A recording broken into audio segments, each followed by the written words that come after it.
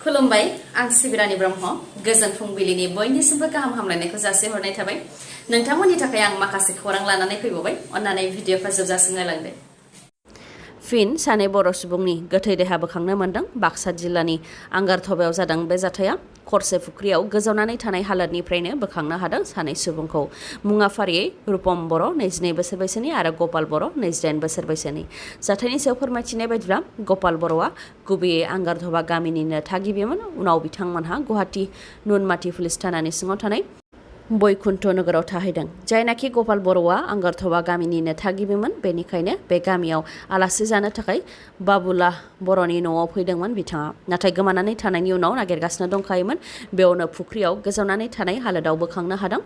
दुगैनो थांनायावनो बे जाथाया जानो मोन्दों होननानै ओनसोलनि रायजो राजाफ्रा सन्देह खालामदों जाथायखौ बाक्सा पुलिसनो खौरां हरनायनि उनाव पुलिसआ नुजाथिफैनानै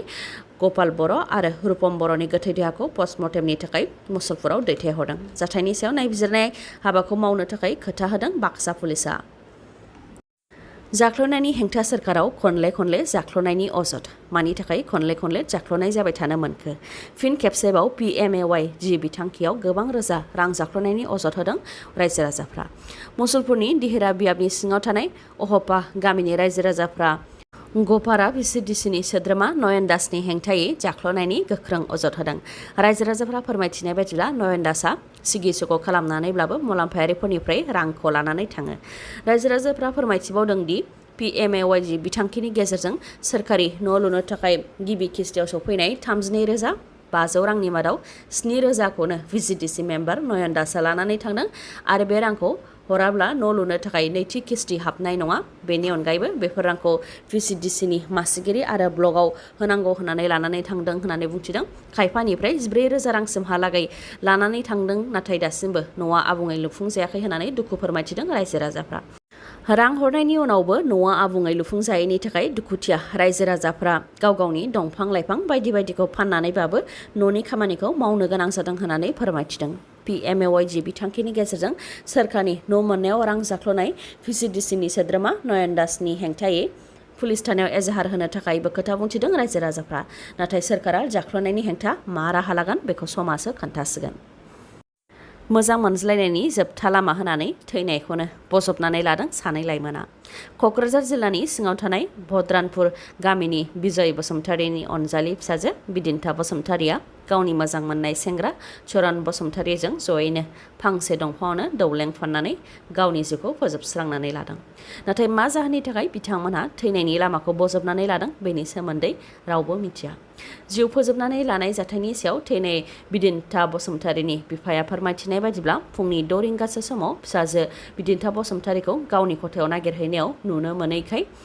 बायजोआव थांदों सानदोंमोन नाथाय बायजोआव उनाव नागिरबाबो नुयैलाय खथायाव हाबफिननानै नागिरफैफिननायाव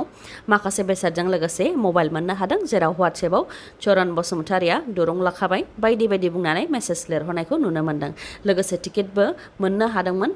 बेनिखायनो जाथाया बोरैबा जानो हागौ साननानै चरण बसुमतारीनि बाय बाहागिफोरनावबो खौरां लाहरनाय जादोंमोन नाथाय जेबो खौरां मोननो हायाखैमोन बेनि अनगायैबो जायनाखि ट्रेननि टिकेटबो मोननाय जादोंमोन बेनिखायनो निउ बङाइगाव रेलवे स्टेशनावबो नागिरफैनाय जादोंमोन नाथाय मोननो हायाखैमोन होननानै फोरमायथिदों जोबथायाव जेरावबो नागिरनानै मोनिलाय सानजौफु 11 रिंगासो समावसो न'नि बारियाव नायगिदिंहैनायाव सानैखौबो फांसे दंफाङावनो दुरुं आलायनानै जिउखौ फोजोबनाय हालोदाव बोखांनो मोन्दों होननानै फोरमायथिदों न'खरनिया लोगोसे फोरमायथिबावदों दि बिदिन्था बसुमतारीया सासे लाजिगुसु आखुनि सिख्लामोन आरो बिथाङा दि चरण बसुमतारीजों मोजां मोनलायलायो बेनि सायावबो न'खरनिया जेबो गुमुर गैयामोन बेराफारसेथिं चरण बसुमतारीनि न'खरनिफ्रायबो फोरमायथिदों दि चरण बसुमतारीया बेंगालरावसो खामानि मावनो थाखाय थायोमोन समल' न'आव फैयोमोन नाथाय बे खेबाव बेंगालरनिफ्राय माब्ला फैदों बेनि सायावबो न'खरनिया जेबो गुमुर गैया होननानै फोरमायथिदों माजबादनि सार्केल अफिसार उत्पल कुमार देकाया सारन्थाइ गावनायजों जिउ गोमानाय निमाय ब्रह्मनि न'खरनो 4 लाख रांनि अनसुंथाइ हैदों रुंसारि निमाय ब्रह्मआ उदालगुरि जिल्लानि सिङाव थानाय माजबादनि किसानपुर गामिनि रुंसारि नगेन ब्रह्मनि फिसाजोमोन न'निफ्राय 2-3 किल'मिटारसो जानथायाव थानाय फाटाकपुर ओनसोलाव आबाद फोथाराव खामानि मावफुबाय थानाय समावनो सारन्थाइ गावनायनि थाखाय रुंसारि जानो गोनां जादोंमोन 45 बोसोर बैसोनि निमाय ब्रह्मआ बिथांनि न'खरनि सोद्रोमाफोरनो माजबादनि सार्केल अफिसार उत्पल कुमार देकाया 4 लाख रांनि अनसुंथाइ हैदों अनसुंथाइ मोननो हानायखौ गोजोननाय फोरमायथिदों रुंसारि निमाय ब्रह्मनि न'खरनि सोद्रोमाफोरजों लोगोसे ओनसोलनि रायजो राजाफ्रा। RSSनि मावख'आव बम बेरदों। केरालानि कन्नुर जिल्लानि पायानुराव थानाय राष्ट्रीय स्वयंसेवक संघ RSSनि मावख'आव बम बेरदों। बम बेरनायजों मावख'नि दरजा खोरखिफोरा थेर-बेथेर जानायजों लोगोसे मावख' सिङाव थानाय फार्निचारफोराबो थेर-बेथेर जादों। रिपर्टनि बायदिब्ला RSSनि मावख'आव बम बेरनाय समाव मावख'आव रावबो गैयामोन, बेनिखायनो रावबो सुबुङा जोखोम आरो जिउ खहा जायाखै। CCTVआव नुजाथिनाय बायदिब्ला बम बेरनायनि सिगां सानै सेंग्राया बाइकजों फैनानै मावख'खौ नायगिदिंफैदोंमोन। लोगोसे बे बम बेरहोनाय जाथायाव CPIM राजखान्थि हान्जानि आखाइ थानो हागौ होननानै सन्देह खालामदों RSS आरो BJPनि दैदेनगिरिफोरा। भारतनि राजथावनि दिल्लीयाव थैनाय पिंकी बर'नि गोथै देहाखौ लायनो थाखाय नखरनि सुबुंफोरा साखाफारा। मख'नो गोनांदि गलाघाटनि धनसिरि महकुमानि बसाफोथार गामिनि राजेन बर' आरो तुलुमाय बर'नि फिसाजो पिंकी बर'खौ गावनि भारा थाग्रा न'आवनो थैनाय हालोदाव बोखांनो हादोंमोन। बिथांनि गोथै देहाखौ लायनो थाखायनो बिथांनि नखरनि सुबुंफोरा साखाफारा। पिंकी बर'नि बिमा आरो बिफाया फोरमायथिनाय बायदिब्ला पिंकी बर'आ गिबियाव नामरुबाव जुलि जादोंमोन, नाथाय माखासे जाहोननि थाखाय बिथांमोननि गेजेराव गावस्रालायनाय जादोंमोन आरो पिंकी बर'खौ बिमा बिफायानो न'आव दोनफैफिनदोंमोन। बेनि उनाव पिंकी बर'आ फंबायजों लोगोसे बेंगालराव खामानि मावनो थाखाय थाहैदोंमोन। गोलाव समनिफ्रायनो फंबायजोंनो जयैनो बेंगालरावनो खामानि मावगासिनो दंमोन, नाथाय बावैसो सिगांसो बेंगालरनिफ्राय दिल्लीयाव थांदोंमोन होननानै फोरमायथिदों नखरनिया। लोगोसे फोरमायथिबावदों दि पिंकी बर'आ बेंगालराव थानाय समावनो मध्य प्रदेशनि गुबुन सासे हौवाजों जुलि जानाया 3 बोसोर जाबायमोन, नाथाय गथ' गथाय गैयामोन। बेराफारसेथिं सिगांनि जुलि जानायाव बिथांना 11 बोसोर बैसोनि फिसा दंमोन, जाय बिबै-बिबौ अदेबानि पिंकी बर'नि बिमा-बिफाजोंनो थायो होननानै फोरमायथिदों। दिल्लीयाव आलाय-सिलाय थैनानै थानांनाय जाथायखौ फंबायानो बेंगालरनिफ्राय बिमा-बिफानो खौरां हरदोंमोन आरो फंबाया बेंगालरनिफ्राय दिल्ली फारसे रौना होलांदोंमोन। नाथाय बिमा-बिफा फैयाब्ला गोथै देहाखौ दिन्थियैलाय फंबाया बिमा-बिफाखौ दिल्ली फारसे लेंहरनो गोनां जादों आरो बे लेखायैनो बिमा-बिफायाबो दिल्लीसिम थांनो थाखाय थाग-थियारि जादों।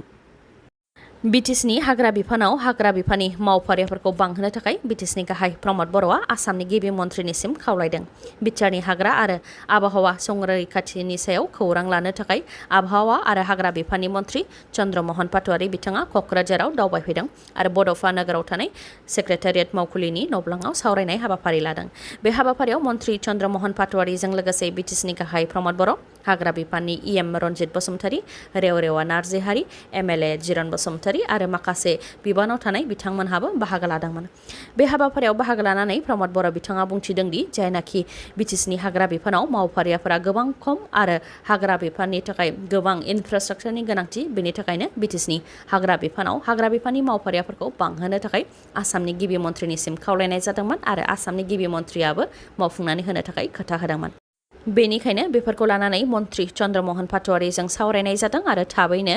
आसामनि गिबि मन्थ्रिजों सावरायनानै जाहाथे मावफुंनानै होयो, बेनि थाखायबो खावलायो बिथां प्रमद बर'आ। लोगोसे बिथाङा बुंथिबावदों दि बिटिआरनि हाग्रा बिफानखौ लानानै जोबोद सांग्रां, मानोना बिटिआरनि गोबां ओनसोलानो हाग्राजों बुंफबनाय आरो बिटिआराव इकोटुरिज्मनि खाबु दं। गोबां दावबायारिफोरानो फैगोन, बेनिखायनो गोबां इनफ्रास्ट्राक्चारनि गोनांथि जादों। लोगोसे BTC सोरखारनिफ्राय जेसेबां हायो एसेबां मावनाय जागोन, नाथाय आसाम सोरखारनिफ्रायबो मददनि गोनांथि होननानै फोरमायथियो आरो रायमना आरो मानास माहारियारि हाग्रामायाव सिगांनि समाव जिब जुनार दंमोन, बेफोरखौ दोनफैफिननाय जागोन होननानैबो फोरमायथिदों प्रमद बर'आ। बेनि अनगायैबो गोलाव सम सिगांनिफ्रायनो हाग्रा एवस्रांनाय आरो हा आवग्रिनाय माखासे जायगाफोरखौ सिनायनाय जाबाय। बे हायाव थानाय सुबुंफोरखौ गुबुन जायगायाव दैथायहरनानै बेयाव फिन बिफां-लाइफां गायफिननायनि हाबा मावगोन होननानैबो बुंथिबावो प्रमद बर'आ।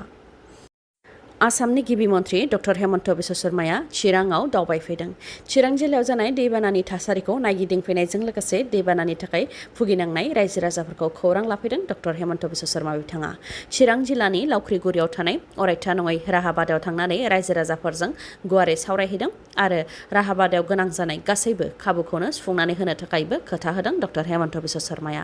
बेनि अनगायैबो निज्ला दैसा, जाय भुटाननिफ्राय बोहैबोनाय, बे दैसायानो लावख्रिगुरि गामियाव बोसोरफ्रोमबो खैफोदखौ लाबोयो। बे दैसाजोंनो भुटाननि दैया फैनायनि थाखाय लावख्रिगुरियाव लोमसावफैनायनि थाखाय रायजो राजाफ्रा हाराहास्ति जानो गोनां जायो आरो गोबां रुगुंफोरानो खुरखा जायो। बेनि थाखायनो बे जेंनाखौ अरायनि थाखाय फोजोबनो थाखाय दै सम्पद बिफानखौ बिथोन होगोन होननानैबो खोथा होलाङो डक्टर हेमन्त बिश्व शर्माया। मख'नो गोनांदि चिरां जिल्लानि लावख्रिगुरियाव दैबानानि थासारिखौ नायगिदिंफैनायाव गिबि मन्थ्रि बिथांजों लोगोसे आसाम सोरखारनि केबिनेट मन्थ्रि आरो चिरां जिल्लानि गार्जेन मन्थ्रि उरखावगोरा ब्रह्म, रायजो सभानि MP रोनगोरा नार्जारी, सिडली बियाबनि MLA जयन्त बसुमतारी, बिजनीनि MLA अजय कुमार राय आरो गोबां सोरखारि मावख'गिरिफ्रा मदद खालामदोंमोन डक्टर हेमन्त बिश्व शर्माखौ। दिनैनि भिडिअआ एसेनोसै गाबोन आरो गोदान भिडिअजों लोगो मोनफिनबावगोन नोंथाङा दासिमबो आंनि चेनेलखौ साबस्क्राइब खालामाखैबा अन्नानै साबस्क्राइब खालामदो लोगोसे लाइक कमेन्ट आरो शेयार खालामनो दाबाव गोजोन्थों